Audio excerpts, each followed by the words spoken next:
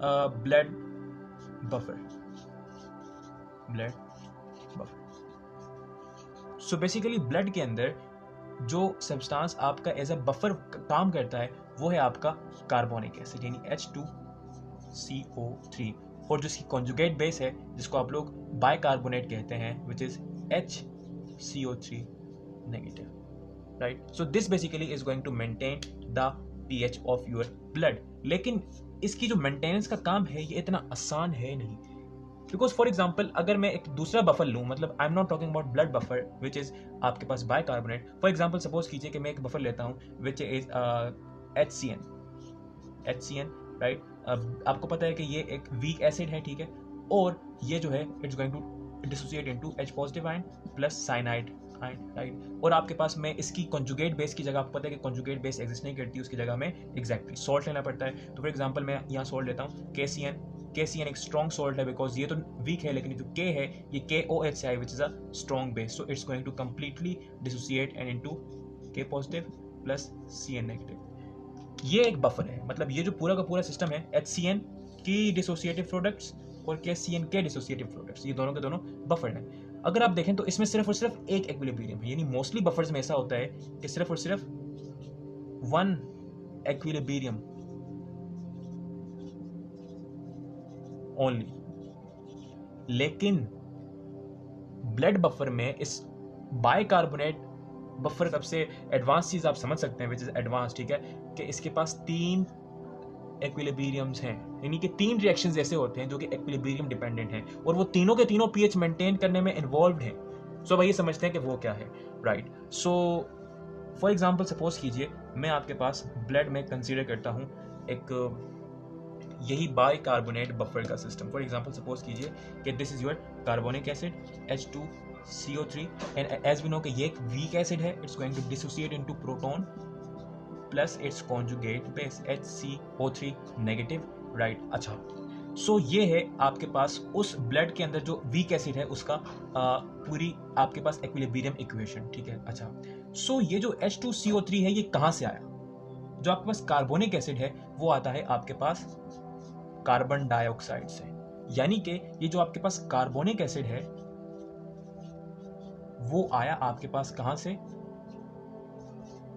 Dissolve carbon dioxide से, because आपको पता है कि आपके जो ब्लड का एक वाइटल फंक्शन है वो ये है कि इसने कार्बन डाइऑक्साइड को आपकी बॉडी से बाहर लेके जाना है और ऑक्सीजन को अंदर लाना है। तो यानी ब्लड में हमेशा से जो कार्बन डाइऑक्साइड है वो डिसॉल्व फॉर्म में होती है, राइट। सो वो जो डिसॉल्व फॉर्म में होती है वो जो है वो जब वाटर के साथ रिएक्ट करती है वो कार्बन डाइऑक्साइड, तो वो बनाती है H2CO3, यानी when it is going to react with water so it's going to form what? H2CO3। और ये जो कार्बन डाइऑक्साइड डिसॉल्व फॉर्म में है, डिसॉल्व फॉर्म में ये एक और इक्विलिब्रियम में है which is with exactly carbon dioxide in gaseous state जो कि आपके लंग्स में होती है। तो 3 इक्विलिब्रियम आ गए, 1 2 3। सो आपके पास आपके लंग में, आपके लंग्स के एयर स्पेसेस में आपके पास कार्बन डाइऑक्साइड है जो आपके जब ब्लड में आती है और डिसॉल्व होती है वो आपके पास आती है कार्बन डाइऑक्साइड में, राइट। तो जो कार्बन डाइऑक्साइड डिसॉल्व फॉर्म में है वो आपके पास कन्वर्ट होती है H2CO3 यानी कार्बोनिक एसिड में when it react with water, और वो जो H2CO3 है वो इन टर्म्स अगेन ब्रेक हो सकता है into H positive plus HCO3 negative. तो ये आपके पास 3 इक्विलिब्रियम है जो कि आपके पास उस ब्लड के pH को कंट्रोल करते हैं। सो भाई ये देखते हैं कि इस इक्विलिब्रियम में हम लोग किस तरह से देखते हैं कि ये जो इक्विलिब्रियम है 3 ये किस तरह से ब्लड का pH मेंटेन करते हैं। लेकिन उससे पहले हम लोग इन तीनों के तीनों इक्विलिब्रियम्स को उनके इक्विलिब्रियम कॉन्स्टेंट्स अलॉट कर देते हैं ताकि बाद में हमें समझने में आसानी हो। फॉर एग्जाम्पल सपोज कीजिए इसका जो है वो है K1, इसका जो है वो है K2 और इसका जो है वो है K3। अच्छा, एक और बात, तो जो आपके पास H2CO3 यानी कार्बोनिक एसिड का जो आपके पास pKa है, यानी कि pKa किसका? इस इक्वेशन का, वो है आपके पास अप टू 6.37। और आपको पता है कि कोई भी बफर जो है वो ±1 pH चेंज को मेंटेन कर सकता है।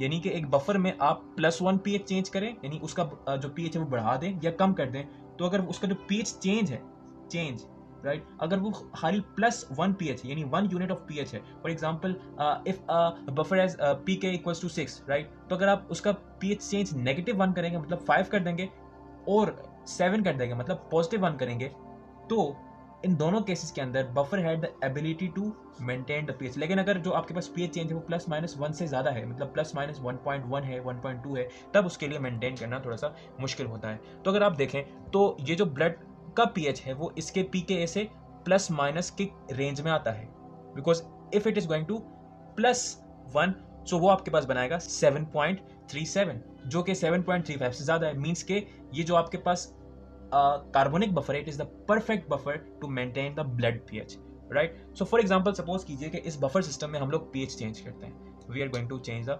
pH, अच्छा, लेकिन सपोज कीजिए कि इस इक्वेशन को आसान करने के लिए हम लोग इनकी मीडियम में बनाते हैं। फॉर एग्जांपल हम लोग एक काम करते हैं कि हम लोग फॉर एग्जांपल सपोज कीजिए कि इसको जो है वो समझने में आसानी हो। फॉर एग्जांपल सपोज कीजिए ये आपका लंग है, क्या है, लंग, राइट, अच्छा, एंड फॉर एग्जांपल सपोज कीजिए कि इस लंग के साथ ये आपकी पूरी की पूरी जो है वो ब्लड वेसल है, ठीक है। आपको पता है कि जो आपके पास कार्बोनिक एसिड है H2CO3 वो आपके पास इक्विलिब्रियम में है, किसके साथ, इक्विलिब्रियम में आपके पास आपके प्रोटॉन के साथ, ठीक है, मतलब इसके अपने प्रोटॉन के साथ, और प्लस इसकी जो कॉन्जुगेट बेस है विच इज HCO3 नेगेटिव उसके साथ। Let me made a bit clear ताकि आपको समझने में आसानी हो। HCO3 negative plus H positive, ठीक है। और आपको पता है कि जो आपके पास ये H2CO3 है ये आपके पास फर्दर इक्विलिब्रियम में किसके साथ, डिसॉल्व कार्बन डाइऑक्साइड के साथ। It is in equilibrium with carbon dioxide dissolve, और ये जो डिसॉल्व कार्बन डाइऑक्साइड है ये फर्दर इक्विलिब्रियम में है आपके पास carbon dioxide in gaseous phase, right. अच्छा, so let us change the pH। For example suppose कीजिए कि हम लोग pH को डिक्रीज करते हैं, pH is going to decrease, मतलब कि आपके पास जो H पॉजिटिव आयन की कंसंट्रेशन है वो एग्जैक्टली बढ़ गई।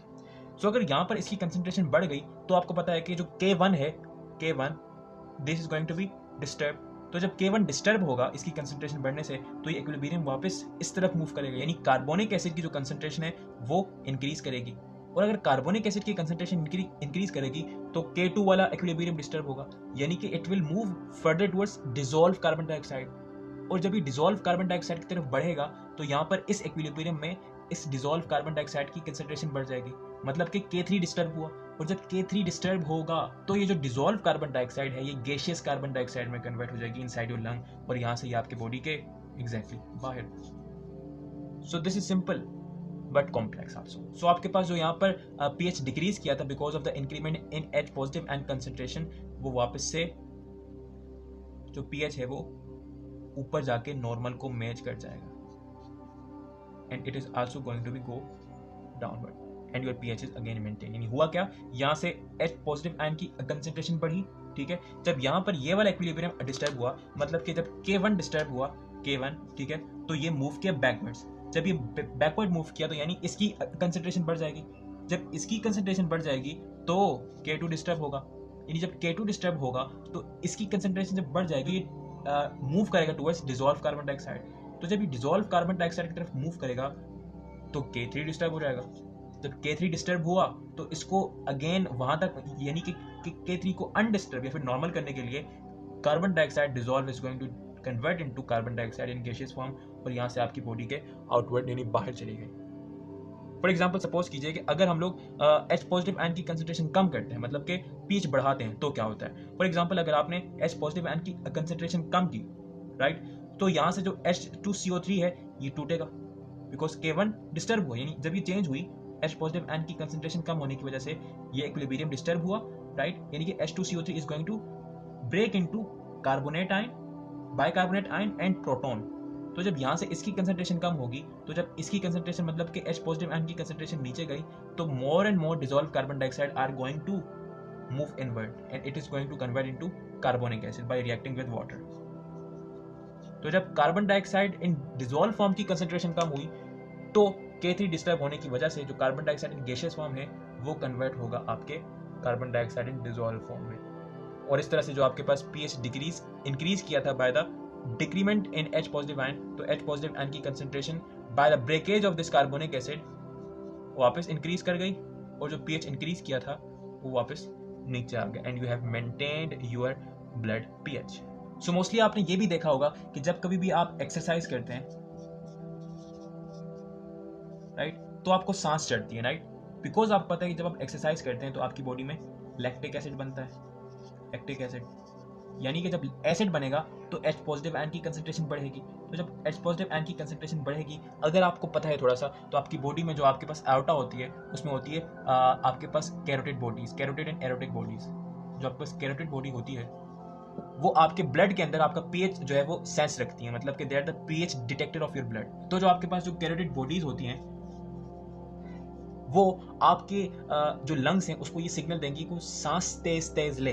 आपको पता है ना, जब आप एक्सरसाइज करते हैं आपको तेज तेज सांस आता है, बिकॉज आपके ब्लड का pH डिक्रीज होता है। इससे आपकी कैरोटिड बॉडीज आपके लंग को ये सिग्नल देते हैं कि you have to breathe faster. जब आप फास्टर फास्टर ब्रीथ करते हैं, राइट, तो जो आपके पास आपकी लंग में कार्बन डाइऑक्साइड बढ़ गया था because of this equilibrium, because अगर ये बढ़ा तो ये बढ़ेगा, यानी कि H2CO3 इंक्रीज करेगा because of the disturbance in this equilibrium. Because अगर ये बढ़ा है तो इसको कम करने के लिए इसने इस तरफ मूव करना है, और अगर ये बढ़ा है तो ये बढ़ेगा, और अगर ये बढ़ा है तो ये बढ़ेगा, और अगर ये बढ़ा है तो उसको कम करने के लिए आपकी बॉडी ने सिग्नल के तौर पर आपके ब्रेन को कहा कि भाई लंग को कहो तेज तेज सांस ले, ताकि जो कार्बन डाइऑक्साइड है ये आपकी बॉडी से बाहर चल जाए। So this is how basically your body maintains your pH। देखें कितना कॉम्प्लेक्स है ये, कितना कॉम्प्लेक्स है ये आपके पास bicarbonate buffer system.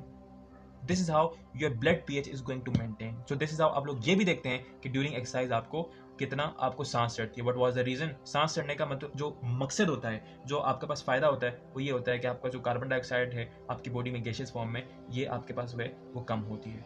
So basically this was it with this whole video. I hope so कि आपको ये पूरा का पूरा जो सिस्टम मैंने आपको समझाने की कोशिश की समझ आया होगा। So thank you so much. If you like this video so please share this video with your friends and anyone जिसको भी इस वीडियो की ज़रूरत है। और thank you so much for watching. अपना बहुत सारा ख्याल रखिएगा। Take care self. Good bye.